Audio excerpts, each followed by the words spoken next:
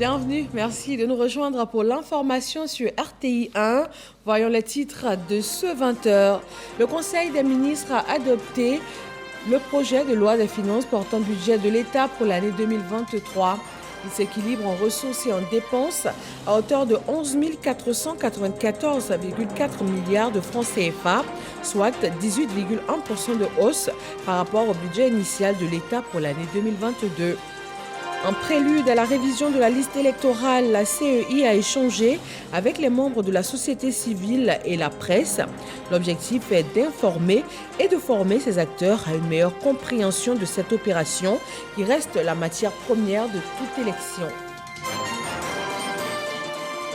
Dans la cacaoculture, le comité de pilotage de l'organisation sous-régionale Initiative Cacao Côte d'Ivoire-Ghana s'est réuni à Abidjan. Une rencontre de haut niveau marquée par la participation de délégations nigérianes et camerounaises qui annoncent leur adhésion à cette initiative portée par les deux plus grands producteurs mondiaux. Et puis dans l'actualité internationale au Mali, un avant-projet de nouvelle constitution remis hier au président de la transition a été rendu public aujourd'hui. Il comporte des changements sur les chapitres de la langue nationale, de la laïcité ou encore du caractère unitaire de l'État malien. Bonsoir à tous. En sa session de ce mercredi, le gouvernement ivoirien a adopté le projet de loi des finances portant budget de l'État pour l'année 2023. Ce budget s'équilibre en ressources et en dépenses à hauteur de 11 494,4 milliards de nos francs, soit 18,1% de hausse par rapport au budget initial 2022. Fijanaïma. Le Conseil des ministres de ce mercredi 12 octobre, sous la présidence du président de la République Alassane Ouattara, avait essentiellement à son ordre du jour l'adoption par le gouvernement du projet de budget de l'État pour l'année 2023. Un projet de budget qui, malgré les aléas dus à la crise mondiale, est en progression par rapport au budget 2022. Ce projet de budget, il porte la volonté du gouvernement de soutenir davantage les secteurs en difficulté et de contenir donc la poussée inflationniste en vue de consolider le rythme de progression des activités économiques actuelles qui sont actuellement autour de 6,8% et ce rythme devrait être poussé à 7% en 2023 de façon à préserver le pouvoir d'achat des populations et maintenir le climat social apaisé dans lequel nous sommes aujourd'hui. Le projet de budget de l'État pour l'année 2023 est structuré en 32 dotations et 137 programmes répartis au sein des institutions et ministères. Il s'équilibre en ressources et en charges à 11 494,4 milliards de francs CFA et enregistre donc une progression de 18,1% par rapport au budget initial de l'année 2022 et de 8,9% par rapport au budget révisé de 2022. Le projet de budget de 2023 est accompagné d'une matrice de réalisation par ministère. Celle-ci servira de base au renforcement du suivi-évaluation de l'action gouvernementale. Le Conseil des ministres a en outre pris un décret fixant la période et le mode de révision de la liste électorale. La 5e opération de révision de la liste électorale se déroulera sur l'ensemble du territoire national du 19 novembre 2022 au 10 décembre 2022 et à l'étranger du 24 novembre 2022 au 10 décembre 2022 pour la diaspora ivoirienne. Cette opération prend en compte l'actualisation des données personnelles des électeurs, l'inscription de nouveaux électeurs et la radiation de personnes décédées, indûment inscrites, qui ont perdu la qualité d'électeurs ou dont la radiation a été ordonnée par le pouvoir judiciaire. Ainsi, tout Ivoirien remplissant les conditions pour être électeur, notamment l'Ivoirien âgé de 18 ans au moins, jouissant de ses droits civiques, peut se faire inscrire au choix du 19 novembre au 10 décembre 2022 sur la liste électorale de l'une des circonscriptions électorales dans laquelle il a son domicile ou sa résidence, ou celle de la représentation diplomatique ou consulaire dans laquelle il est immatriculé s'il se trouve à l'étranger. La prise en compte dans le fichier électoral des nouveaux électeurs et de toute modification de données personnelles est faite sur présentation de la carte nationale d'identité en cours de validité, de l'attestation d'identité ou le récépissé délivré par l'Office national de l'état civil et de l'identification, l'ONESI, ou à défaut, le certificat de nationalité ivoirienne accompagné de toute autre pièce administrative portant une photo. Si l'actualité nationale reste toujours polarisée sur le cas des 46 militaires ivoiriens détenus au Mali, le porte-parole du gouvernement s'est prêté aux questions se rapportant aux allégations de certains journaux étrangers mettant en doute la nationalité ivoirienne de tous les 46 militaires détenus. Vous savez que nul ne peut appartenir à la fonction publique d'un pays s'il est national de ce pays. La Côte d'Ivoire n'échappe pas à cette règle. Pour être membre de la fonction publique ivoirienne, il faut d'abord être ivoirien. Les militaires sont des agents de l'État, ce sont des fonctionnaires. Et leur corps étant encore plus particulier, vous imaginez bien que ce n'est pas dans l'armée de Côte d'Ivoire que l'on pourrait avoir des non-nationaux. Ces militaires ivoiriens sont bel et bien ivoiriens. D'ailleurs, il y a un journal qui a publié la liste de tous ces 46 soldats. En dehors des pays qui disposent de légions étrangères où la loi de leur pays leur permet d'avoir des gens d'autres nationalités, dans tous les pays, je dirais, du monde, pour appartenir à l'armée, il faut être national de ce pays. La Côte d'Ivoire ne peut pas faire exception. Il n'y a donc aucun étranger parmi nos soldats. Dans le cadre de l'année africaine de la nutrition décidée par l'Union africaine, Abidjan abritera le 5 décembre prochain une réunion de haut niveau qui enregistrera la présence de plusieurs chefs d'État du continent. Et on se rend maintenant à Kigali, au Rwanda, pour la 145e Assemblée de l'Union interparlementaire. Une rencontre internationale des parlements venus des 4 coins du monde afin de mener des réflexions sur divers sujets, à savoir la paix, la démocratie et la promotion du genre. La cérémonie inaugurale avec nos envoyés spéciaux, Zakaria Traoré et Moussa Konaté. 145e Assemblée de l'Union interparlementaire à Kigali.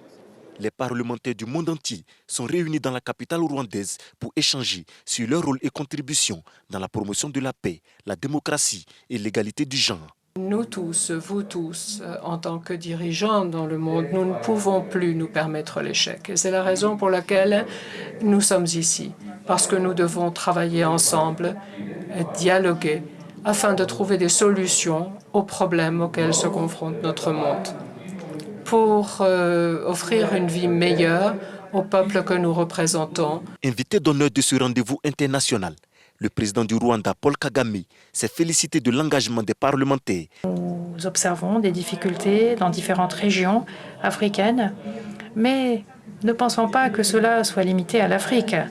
D'autres régions du monde également traversent des difficultés semblables qui compromettent la paix et qui menacent la démocratie.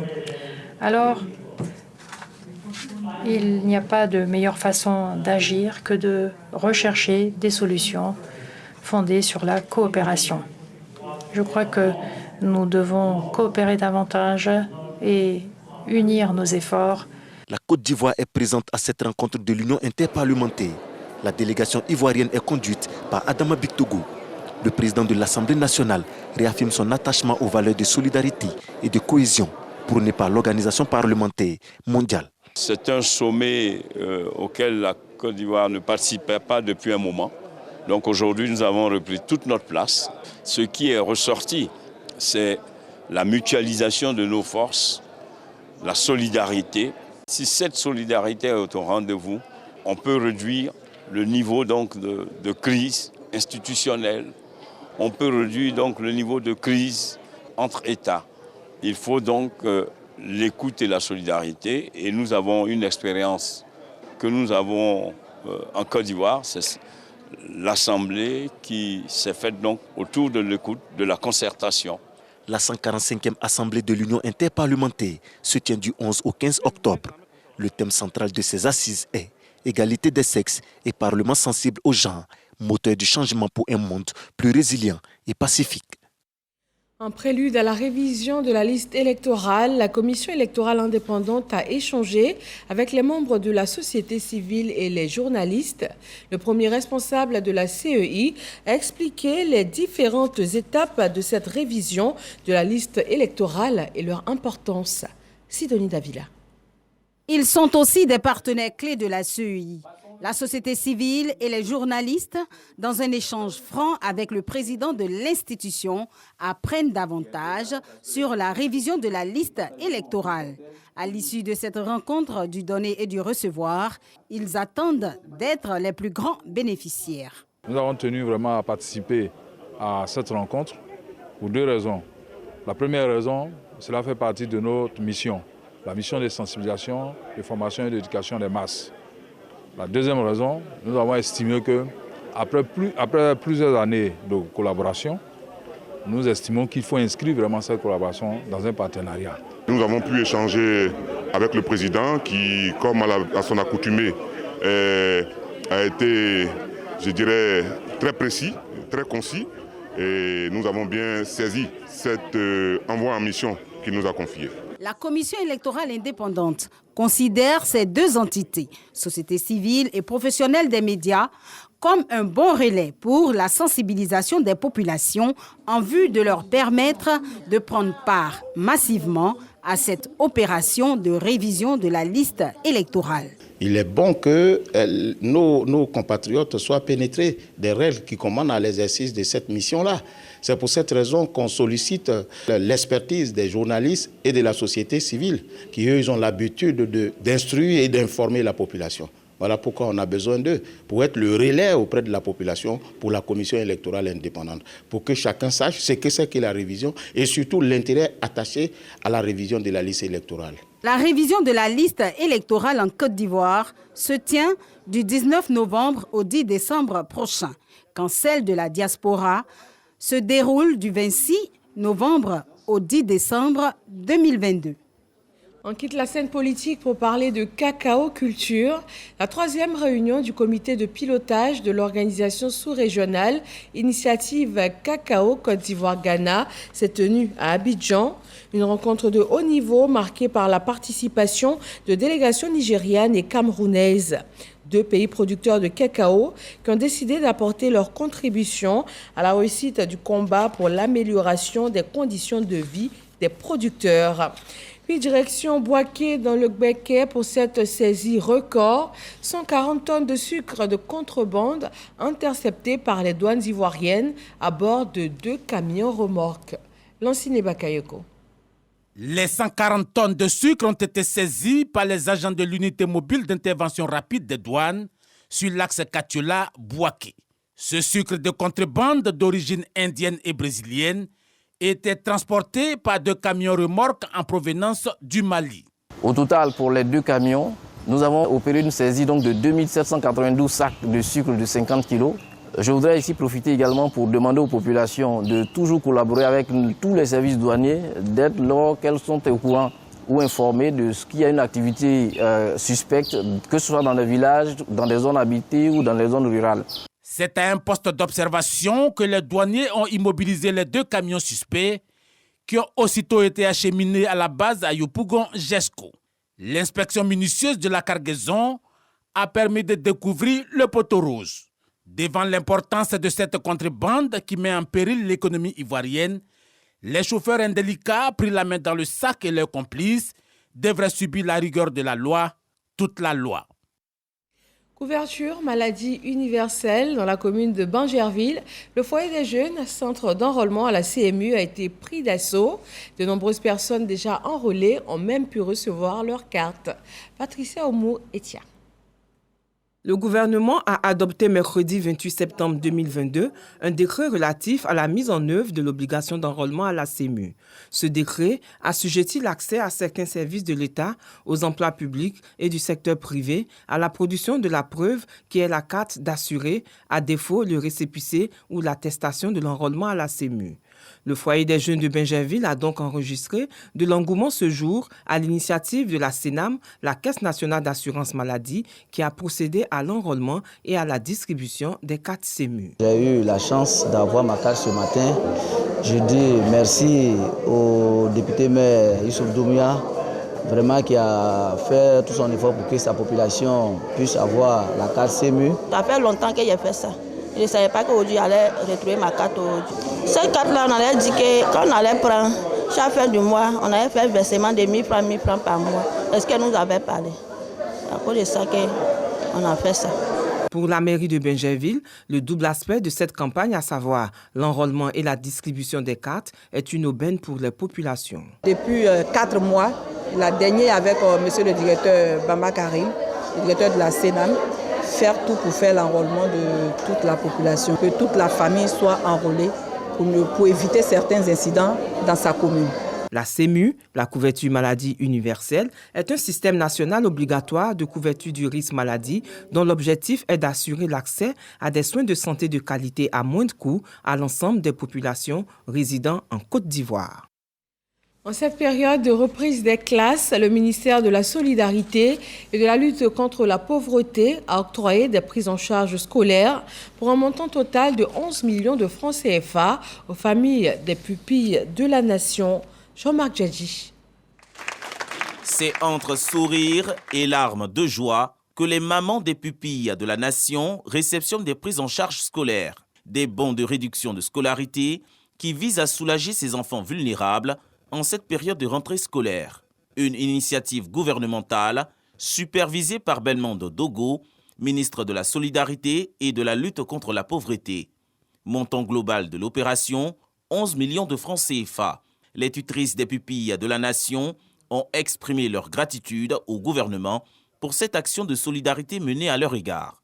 Je voudrais citer entre autres les dons de vivres et de non-vivres à la faveur des fêtes de fin d'année 2021. Une audience nous a été accordée par votre Excellence au cours de laquelle vous avez accepté d'être la marraine des pupilles de la nation et vous nous avez fait un important don financier. Des réformes sont envisagées pour une meilleure prise en charge des pupilles de la nation. La subvention d'entretien est versée à tous les pupilles de la nation jusqu'à l'âge de 18 ans.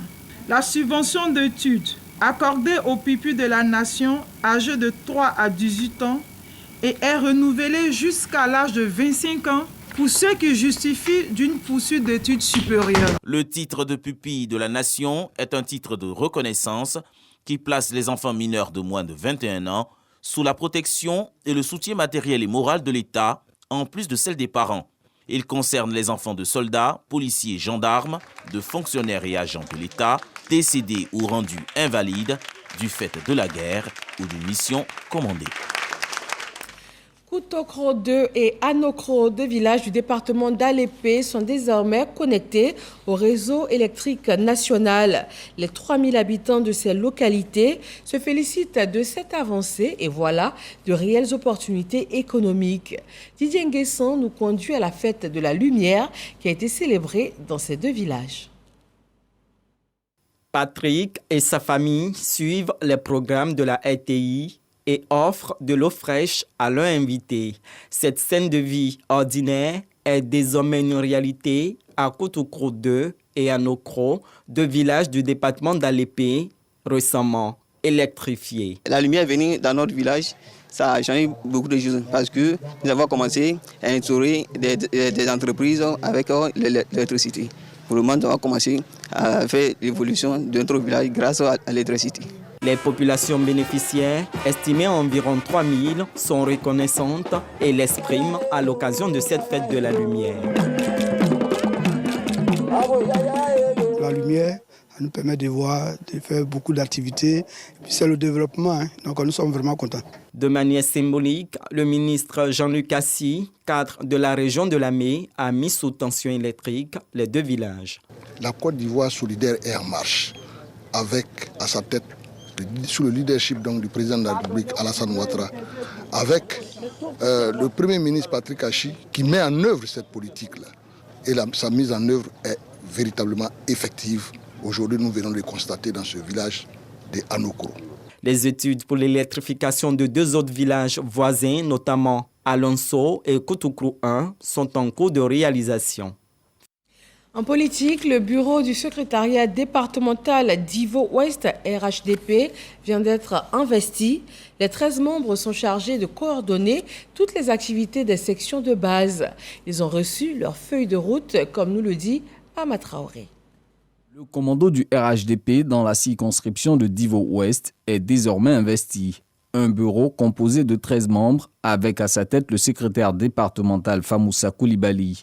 La mission sera d'encadrer les militants des 3 zones qui forment ce département politique du RHDP. Nous avons présenté également les différents responsables des zones et nous avons assigné à ces responsables des zones de continuer à être les porte-étendards du parti dans les différentes zones et à travers bien sûr le département politique dont j'ai la lutte de responsabilité qui est Divo-Ouest. Nous nous réjouissons de la forte mobilisation des responsables de base et également des cadres du parti. La circonscription de Divo-Ouest compte en tout 72 sections pour un total de 18 000 militants. Le nouveau bureau nouvellement investi, entend tripler ce nombre de militants. Pour la journée internationale de la paix, la Fédération pour la paix universelle a réuni plusieurs communautés religieuses afin de prier pour la paix dans le monde. Elle s'est tenue à la grande mosquée de Fatima Zahra à Grand Bassam. Clarisse Kanyala et Anissette Konan. Grand Bassam, mosquée Fatima Zahra, ils sont de différentes confessions religieuses. Fidèles, cadres et autorités de Grand Bassam sont venus prier pour la paix et la stabilité dans le monde et en Côte d'Ivoire. Nous sommes tous issus d'Abraham, que ce soit les musulmans ou les chrétiens, nous avons un même Père. Et donc quand il s'agit de paix, l'Église, que les religieux, toutes tendances, doivent se mettre en accord pour parler d'une seule voix, la paix. Et nous prions pour nos frères et nos amis et nos enfants qui se trouvent aujourd'hui au Mali. Nous avons profité aussi de prier pour notre pays qui est la Côte d'Ivoire. La paix commence par soi-même. Quand on parle de la paix, c'est moi, c'est vous et c'est tout le monde. Un rendez-vous de prière en faveur de la paix. Une initiative de la Fédération pour la paix universelle, section Côte d'Ivoire. À l'occasion de cette journée, le président de la Fédération invite l'ensemble des obédiences religieuses à prôner les valeurs de paix, de tolérance et de cohésion. Si nous voulons connaître la vraie paix, il nous faut d'abord pratiquer l'amour vrai, sans rien attendre en retour. C'est la formule. Une paix véritable n'est possible que si elle est fondée sur l'amour vrai à tous les niveaux des relations humaines. Cette cérémonie de prière à Grand Bassam s'inscrit dans le cadre de la Journée internationale de la paix célébrée chaque 21 septembre. Sa commémoration en Côte d'Ivoire est une tradition pour la Fédération pour la paix universelle. Ils sont au nombre de 212, les pèlerins chrétiens ivoiriens en terre d'Israël. Ils vont parcourir pendant 10 jours plusieurs villes et sites emblématiques qui ont vu naître la religion chrétienne.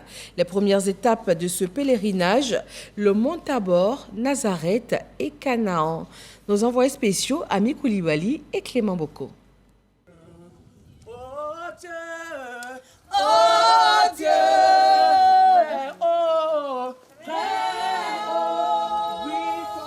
Odette vit son rêve, celui de fouler le sol d'Israël, la terre sainte.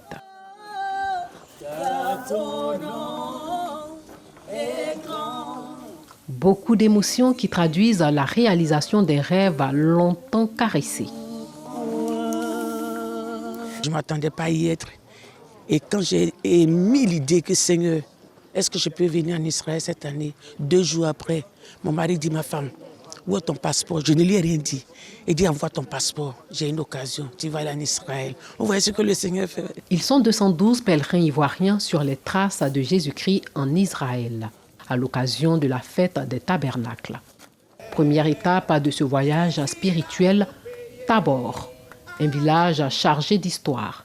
Ce village porte le même nom que la montagne qui l'a rendu célèbre, le mont Tabor. C'est ici que Jésus-Christ fut transfiguré. À quelques minutes du village de Tabor, la ville de Nazareth, la ville où a grandi Jésus-Christ. Ce qui lui a valu l'appellation de Jésus-Christ de Nazareth. C'est ici que vivait sa mère Marie, précisément dans ce lieu érigé aujourd'hui en église, l'église de l'Annonciation.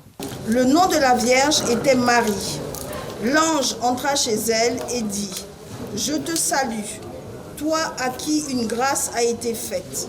Le Seigneur est avec toi. » Troublée par cette parole, Marie se demandait ce que pouvait signifier une telle salutation.